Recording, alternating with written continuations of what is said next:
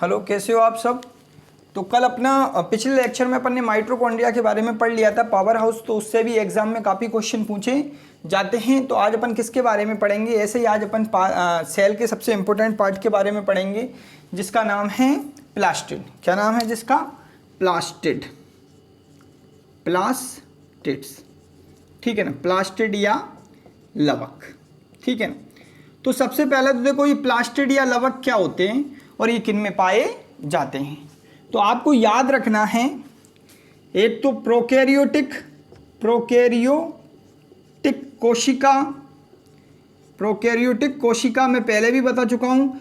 Prokaryotic कोशिका वह कोशिका होती है जिसके केंद्रक के चारों तरफ न्यूक्लियर मेम्ब्रेन और जिनमें सेल ऑर्गन्स नहीं पाए जाते हैं। जैसे जगत मोनेरा के जितने भी जीव होते हैं वो सब कैसे होते हैं? प्रोकैरियोटिक कोशिका। दूसरा क्या? कवक, क्या? कवक, ठीक है ना, कवक। और तथा जंतु कोशिका, क्या? जंतु कोशिका को छोड़कर, जंतु कोशिका को छोड़कर लगभग सभी पादप कोशिका या प्लांट सेल, सभी पादप कोशिका या प्लांट सेल तथा शैवालों में, क्या? शैवालों में लवक पाए जाते हैं। और लवक का पाया जाना प्लांट का सबसे महत्वपूर्ण लक्षण होता है। तो आपको याद रखना है कि प्रोकैरियोटिक कोशिका कवक, ठीक है ना, प्रोकैरियोटिक कोशिका आपका कवक, फंजाई, ठीक है ना, एनिमल सेल को छोड़कर लगभग सभी प्लांट सेल और एल्गी में क्या पाए जाते हैं? लवक पाए जाते हैं। क्या पाए जाते हैं? लवक पाए जाते हैं। तो लवक का प्लांट के में पाया जाना बहुत महत्वपूर्ण लक्षण होता है। एक जंतु कोशिका में एक अपवाद है जिसको बोलते हैं युगलीना। क्या? युगलीना। क्या कहते हैं इसको?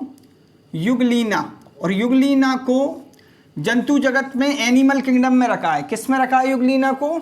एनिमल किंगडम में रखा है। तो युगलीना जंतु होते हुए भी इसमें क्या पाया जाता है? लवक पाया जाता है। लवक याद रखना आप, इसमें क्या पाया जाता है? लवक। तो पूछे कि आपसे एग्जाम में कि क्या युगलीना जबकि एनिमल किंगडम में आता है फिर भी उसमें लवक पाया जाता है? हाँ, तो उसमें लवक पाया जाता है। किस में पाया जाता है? ये युगलीना में। क्यों पाया जाता है, ठीक है ना, तो वो अपन बाद में पढ़ेंगे। इसीलिए युगलीना को पादप जगत और जंतु जगत के बीच की क्या कहते हैं? कड़ी।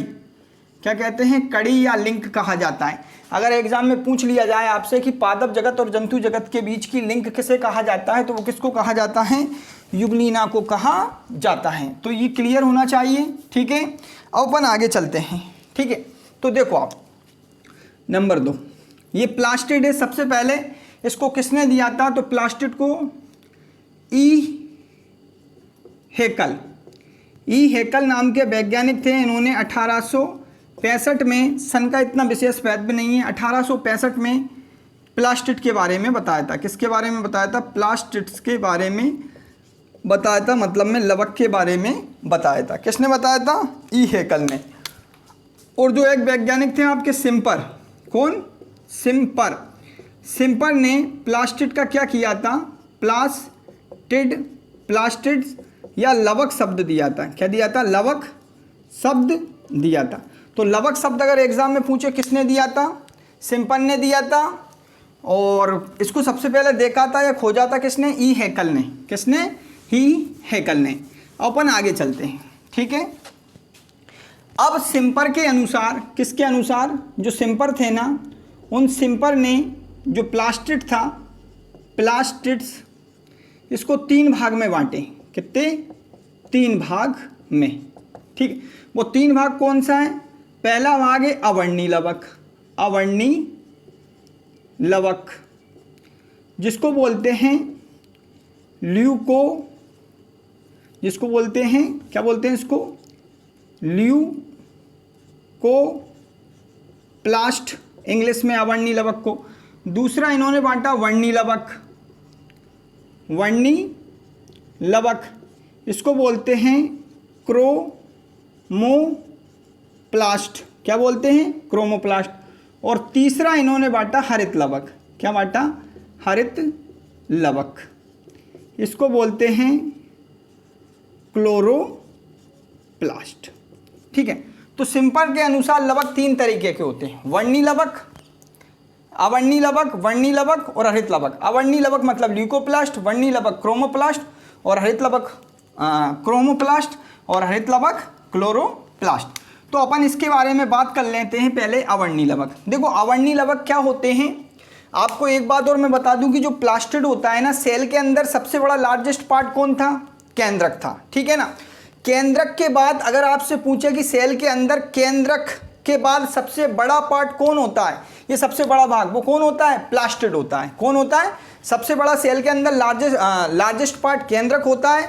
केंद्रक से छोटा कौन होता है, आपका प्लास्टिड होता है। प्लास्टिड बोले तो लवक होता है। और याद रखना ये भी, और लवकों में भी सबसे बड़ा लवक कौन सा होता है, अवर्णी लवक। और अवर्णी लवक कैसा होता है, रंगहीन होता है। क्या होता है ये, रंगहीन होता है। कैसा होता है ये लवक, रंगहीन, इसीलिए इसमें वर्णक नहीं पाए जाते। क्या नहीं पाए जाते, वर्णक।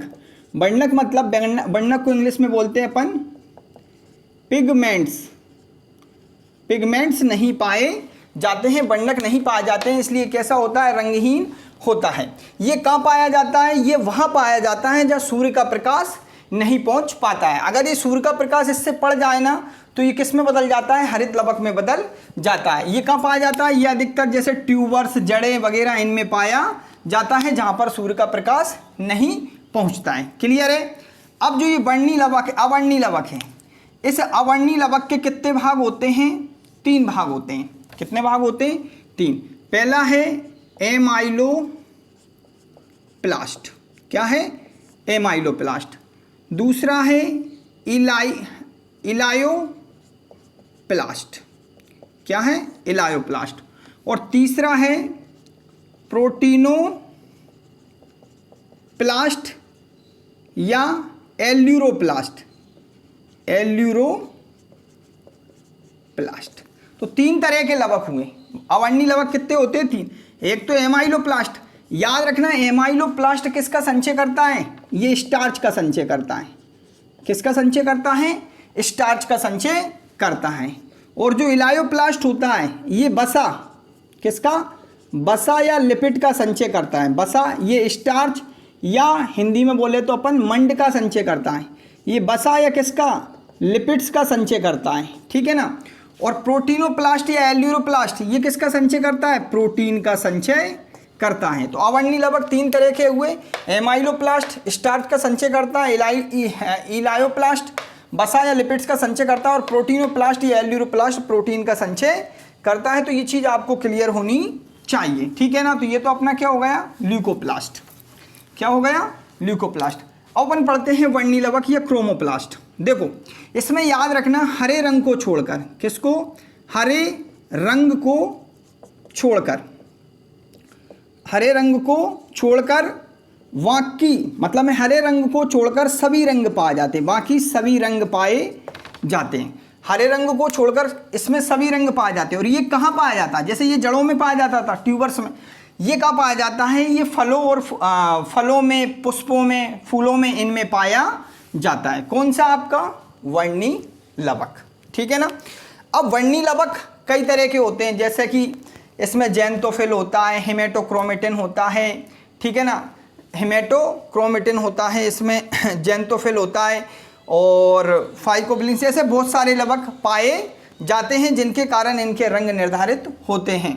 तो ये सब लवक के कारण ही होता है। किसके कारण होता है, लवक के कारण होता है। ठीक है ना। जैसे तरबूज के अंदर का लाल रंग हेमेटोक्रोमेटिन नामक लवक के कारण होता है, पपीता का पीला रंग फाइकोएस्ट्रीन लवक के कारण। तो ये सब क्या है, लवक है जिसके कारण, तो याद रखना ये रंग युक्त होता है। अब आता है आपका हरित लवक। क्या, हरित लवक। तो इसके बारे में अपन पढ़ते हैं, ये इंपॉर्टेंट लवक है। कौन सा, हरित लवक। ठीक है ना। तो अपन अब किसके बारे में पढ़ेंगे, अपन पढ़ेंगे अब हरित लवक के बारे में।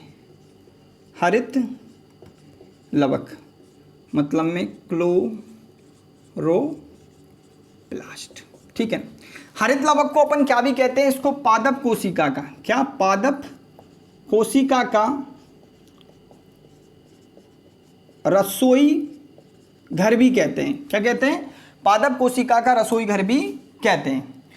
ठीक है। दूसरी बात, हरित लवक को सेल विद इन सेल, या कोशिका के अंदर की कोशिका भी कहते हैं। क्यों कहते हैं जानते हैं, पहले अपन इसका थोड़ा सा एक स्ट्रक्चर बना लेते हैं, फिर इसके बारे में अपन समझते हैं। कुछ इस टाइप से देखना,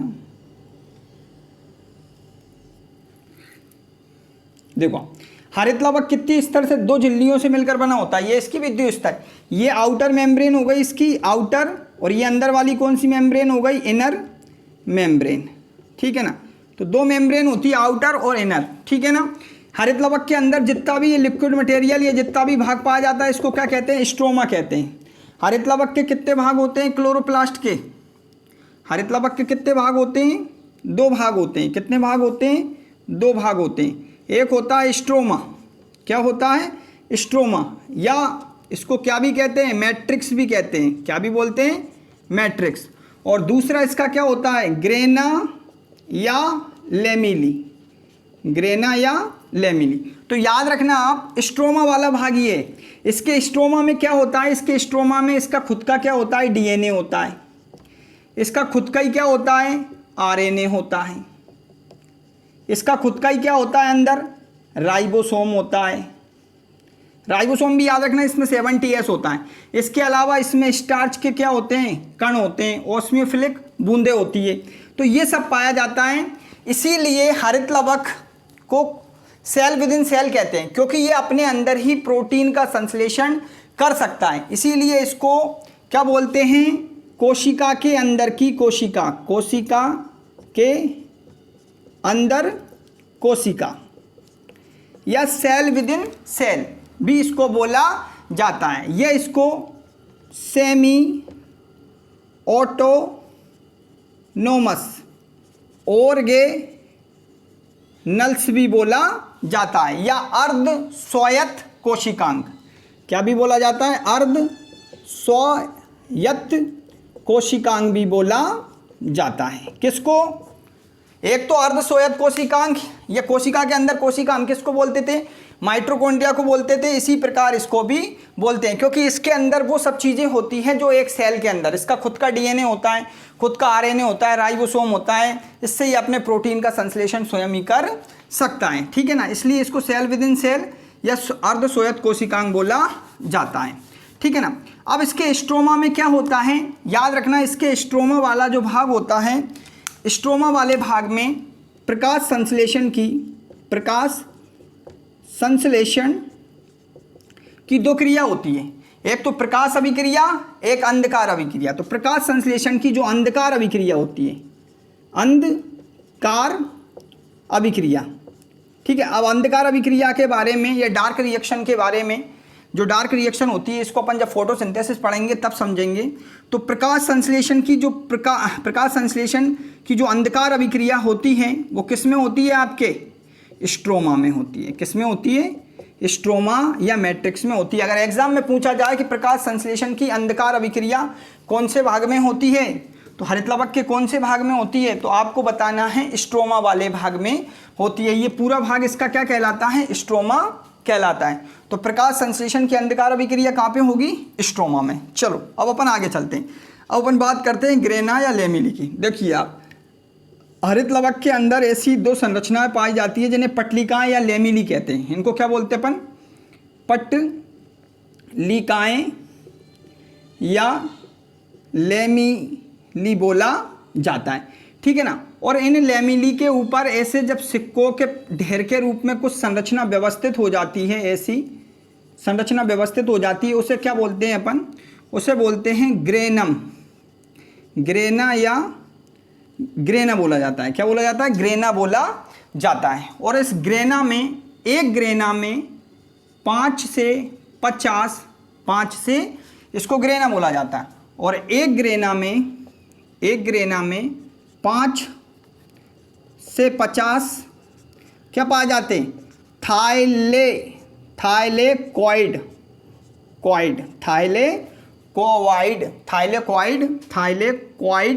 पाए जाते हैं। क्या पाए जाते हैं, थाइलेकोइड पाए जाते हैं। और याद रखना, इन थाइलेकोइड के अंदर, थाइलेकोइड का पाए जाते हैं, ग्रेना के अंदर क्या पाए जाते हैं, थाइलेकोइड। ठीक है, ग्रेना के अंदर थाइलेकॉइड पाए जाते हैं। और थाइलेकॉइड याद रखना, जो थाइलेकॉइड होता है, थाइलेकॉइड के अंदर क्या पाया जाता है, क्वांटोसोम। क्या पाया जाते हैं, क्वांटोसोम पाए जाते हैं। ग्रेना, ये सिक्के के ढेर के समान जो व्यवस्थित संरचना है, इसको हम ग्रेना कहते हैं। ग्रेना में 5 से 50 क्या पाए जाते हैं, थाइलेकॉइड पाए जाते हैं। याद रखना, प्रकाश संश्लेषण की जो सूर्य का प्रकाश पड़ता है ना, वो किस पर पड़ता है, ग्रेना में। ठीक है ना, तो अपन अभी आगे समझेंगे। थाइलेकॉइड में पाए जाते हैं क्वांटोसोम। और याद रखना, जो क्वांटोसोम है, क्वांटोसोम के अंदर आपको मिलता है क्लोरोफिल। क्या मिलता है, क्लोरोफिल। अगर आपसे पूछे कि हरित लवक के कौन से भाग में क्लोरोफिल प्राप्त होता है, तो ग्रेना में होता है। ग्रेना के कौन से भाग में, थाइलेकॉइड के कौन से भाग में, क्वांटोसोम में। और क्वांटोसोम के किस भाग में, क्लोरोफिल। और एक क्वांटोसोम में लगभग कितने, 230 क्लोरोफिल के अणु पाए जाते हैं। क्या पाए जाते हैं, 230 क्लोरोफिल के अणु पाए जाते हैं। जब सूर्य का प्रकाश फोटोन के रूप में, या जब सूर्य का प्रकाश पत्ती पर पड़ता है, तो सबसे ग्रेना वाले भाग में, तो ग्रेना में क्या फिर प्रकाश संश्लेषण में पड़ेंगे ये सब पूरी प्रोसेस, तो उसमें क्या ये चीज़ें, क्लोरोफिल क्या हो जाता है, एक्टिव। और आपके जो क्लोरोफिल होते हैं, ये क्लोरोफिल होते हैं, ये भी कितने प्रकार के होते हैं, कई प्रकार के होते हैं। एक तो होता है क्लोरोफिल, ठीक है, chlorophyll A, B, C, D, E, ठीक है ना, 5 प्रकार के होते हैं। एक होता है कैरोटीनोइड्स, कैरोटीनोइड, ये क्लोरोफिल के प्रकार नहीं, ये वर्णक है। इसके अंदर 3 वर्णक होते हैं, क्लोरोफिल, कैरोटीनोइड्स, और एक होता है फाइकोबिलेंस, ठीक है ना, याद रखना। लेकिन इसमें लगभग सबसे ज़्यादा इन दोनों को सहायक वर्णक बोला जाता है प्रकाश संश्लेषण के। ये कैरोटीनोइड्स और फाइकोबिलेंस, ये क्या कहलाते हैं, सहायक वर्णक। क्या कहलाते हैं, सहायक वर्णक कहलाते हैं, क्योंकि ये प्रकाश संश्लेषण की क्रिया में अभिक्रिया प्रकाश ऊर्जा को ग्रहण करके किसके पास में पहुंचाते हैं, क्लोरोफिल A के पास में पहुंचाते हैं। इसलिए इनको सहायक वर्णक बोलते हैं और क्लोरोफिल को मेन वर्णक बोला जाता है। अब आपको ये भी याद रखना है कि जो आपसे अगर एग्जाम में पूछे कि प्रकाश संश्लेषण की प्रकाश अभिक्रिया,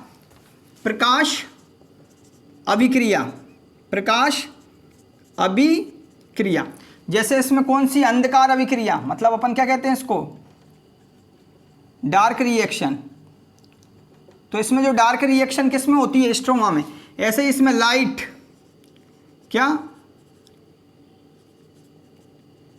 रिएक्शन जो होती है वो किस में होती है, याद रखना, ग्रेना में होती है। तो प्रकाश संश्लेषण की प्रकाश अभिक्रिया कहाँ होती है, ग्रेना में होती है। कहाँ पर होती है आपकी, ग्रेना में होती है, अगर ये भी पूछ ले तो आपसे, ठीक है ना। और क्लोरोफिल A याद रखना सबसे ज़्यादा लगभग 70% पाया जाता है, और B क्या पाया जाता है, लगभग 20% पाया जाता है। मतलब ये 75 मान लो, ये 25% मान लो, कौन, B वाला। तो सबसे इंपॉर्टेंट ये होता है। और क्लोरोफिल A और B में अंतर पूछे तो क्लोरोफिल में याद रखना मेथिल समूह जुड़ा होता है, जबकि क्लोरोफिल B में एल्डिहाइड समूह जुड़ा होता है, ठीक है ना। इन चीज़ों के बारे में अपन फोटोसिंथेसिस में विस्तार से पढ़ेंगे। तो ये आपका क्या हुआ, हरित लवक। इसके अलावा भी हरित लवक के क्या कार्य होते हैं, जैसा कि आप सभी जानते हो कि हरित लवक के अंदर 2 अभिक्रियाएं होती है, एक तो प्रकाश अभिक्रिया, एक अंधकार अभिक्रिया। तो देखिए आप, इसकी प्रकाश अभिक्रिया में क्या होता है, ATP बनता है और NADPH का निर्माण होता है। तो याद रखना, हरित लवक का कार्य क्या होता है, ये प्रकाश संश्लेषण की प्रकाश अभिक्रिया में ATP, आपने देखा होगा ना, प्रकाश संश्लेषण की अभिक्रिया में क्या बनता है, ATP NADPH2 इनका निर्माण होता है। और दूसरा ये क्या करती है, अंधकार अभिक्रिया में CO2 का अपचयन करती है। अपचयन का मतलब होता है वो CO2 को तोड़ती है, और उसमें किसकी आवश्यकता लगती है, इसको ATP और NADPH की आवश्यकता लगती है। तो ये चीज़ें अपन विस्तार से कहाँ पढ़ेंगे, फोटोसिंथेसिस में पढ़ेंगे। अगर आपको वीडियो अच्छा लगा तो आप इसे सब्सक्राइब कीजिए और लाइक कीजिए, ठीक है। नेक्स्ट वीडियो में अपन अगला सेल ऑर्गन्स समझेंगे। तो ये सबसे इम्पोर्टेंट था, इससे भी एग्ज़ाम में क्वेश्चन पूछे जाते हैं, और इसको छोड़कर मुझे नहीं लगता कि वो कोई सा दूसरा क्वेश्चन आपसे पूछे, क्योंकि इसमें लगभग सब क्वेश्चन आ जाएंगे, और बचेगा जो फोटोसिंथेसिस में अपन उसको कवर करेंगे, ठीक है।